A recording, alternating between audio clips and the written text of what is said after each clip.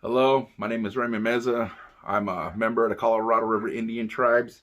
I'm half Mexican, half Native. I'm originally from Los Banos, California, the county of Merced. I'm an ex-gangbanger, ex-drug dealer, ex-woman abuser. I mean, you name it. I just, I've done a lot of bad in my life, but I'm saved by Christ. And these last years I've been living, I've been serving Christ, and Christ has been using me in a lot of ways.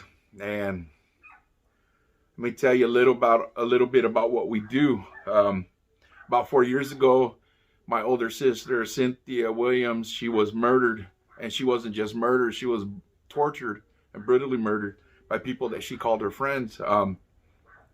And these people that murdered her during the murder trial, they even sat here and they said, "I can't believe I did that to my friend." And what they did to her, they tortured her. They stabbed her 17 times. They beat her. They shaved her head. They drew all over her breast. They took every measure to humiliate her, and they wrapped her in plastic, and then they threw her in a canal down in the valley, and where they found water in her lungs. That's where she took her last breath. So she lived through all that by people she called her friends, and she was hooked on crystal meth, um,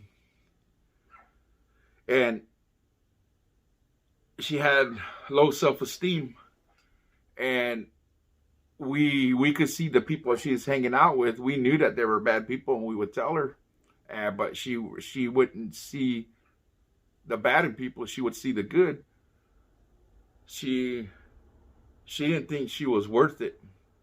She told us on several occasions that I could disappear and nobody would even care, and she truly believed it. And as far as from the truth, when she was murdered, they were looking for the killers, and the police told us to they told us to go home and let them do their work, and they made us feel like she was not worth it. They made us feel because of her lifestyle, because she was homeless, because she was on drugs, like she wasn't worth it. Well, that's what drugs do to you. They you start to believe the lies, and that's farthest from the truth. The more that they told us to be quiet, the louder we got. Me, my sisters, my mom, my nephews, my wife.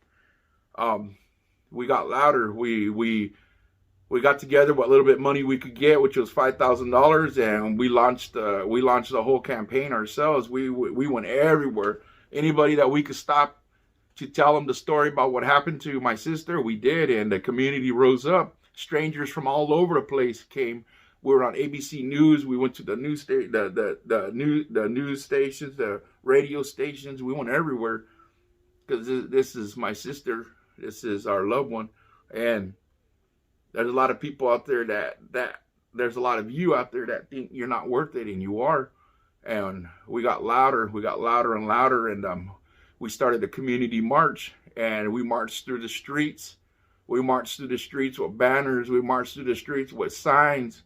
We roared loud.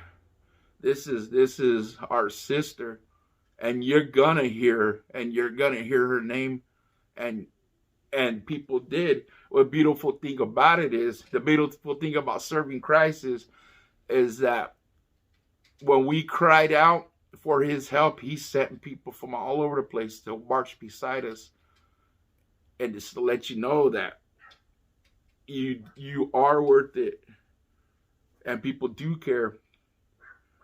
And every year we hold a community march, an annual march. It's against domestic violence, bullying, drugs, and we raise awareness.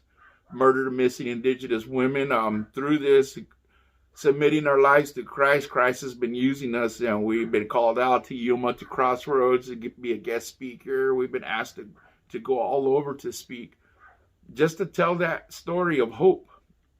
Because, like I said, my sister felt she wasn't worth it. She felt like she wasn't worth any of that, and it was farther from the furthest from the truth. And a year later, another young lady went missing, and they found her body, and they questioned her lifestyle. She was on drugs, and together, me and her family got together, and the march that started off for my sister now became an annual march. and it's been labeled Stand Strong Together, which represents the two families of two girls that felt they weren't worth it. We march and we say their name loud, and now there's a third young lady that they found, and it's a growing thing. But just because of somebody's lifestyle does not mean you're not worth it, because you are. And these young ladies taken from us too early felt like they weren't worth it. And every year we say and we scream their names out loud. We march through the streets with pictures, with banners, cars decorated, everything, for justice for them. My sister got justice. My sister is one of few that get justice. And there's still girls out there that need justice, and we're here representing the murdered and missing Indigenous women. We're here representing that. And me, my wife, the other family, the Yazi family of the other girl, every year around December we have a Stand Strong Together march and remembrance, and to raise awareness, and just to let you know that through Christ all things are possible. And just keep moving forward, keep pressing, and don't ever think you're not worth it, because you are. You might think that you're not worth it, but God sees you as his diamond, and God sends an army to speak on your behalf, and that's what we do. We're the voice of those who can no longer speak. And believe me, you're worth it. And just keep fighting. My name is Johnny Meza. I've been a detention officer for 14 years. I've seen a lot of things in my line of work. Mom, keep doing your best. When I started my job, I was like, I used to have the attitude of, you know, you like coming in here, you like doing the bad things and stuff. But now that I'm getting older and following Christ, and I see these people when I come in and they're broke, hurting, like they got no choice, and try talking to them and telling them to change their ways, follow Christ. This is not forever. This is not the life he wants for you. He wants you to be with your family. He wants you to stay with your family and fight for your family. I have 2 daughters. I have a son, and I don't want them ever to feel that way. I don't want ever to feel like nobody loves them, nobody cares about them. I try to teach them to be strong. I try to tell them to follow Christ. Keep fighting. People love you. I pray for everybody. I try to pray for everybody. What my wife is expressing right now is really powerful. I've seen Christ move in her. There's been many nights that my wife would come from work, and she was just torn to pieces. She sees the effects. She sees the effects of what drugs, of what depression, everything does to people. She sees them. And jail, I always tell her this, jail is not a punishment. Jail is a house of prayers. Jail is when God sends somebody to get you, to rip you away from the drugs, to rip you away from a toxic relationship, and you finally get that moment of clarity to, what did I do? And that's my wife. God had placed my wife there. She gets to see that, and it's nothing to laugh about. She comes home torn, and my wife's heart used to be hardened towards that. She was taught to be tough. She was taught they're the enemy, and this is your job, that these people are plotting on you. These people ask for it. And when my wife gave her life to Christ, Christ opened her heart up to now she feels.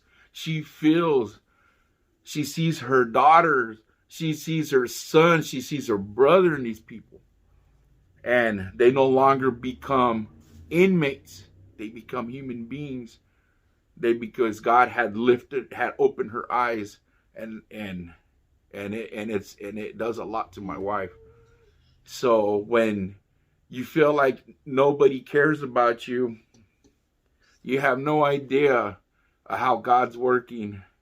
And these hardened officers, these hardened CEOs that you feel are giving you, that are making it rough, behind the scenes, they're secretly praying for you. So there's more people than you think that are the army of Christ. God's hand is everywhere. There is nowhere you can go that Christ cannot reach you. And there's always somebody there who loves you, doesn't even know you, don't care what you've done, but they love you and they're praying for you. And that's how Christ works. That's Christ in us. And hallelujah, Christ is alive. Christ is not.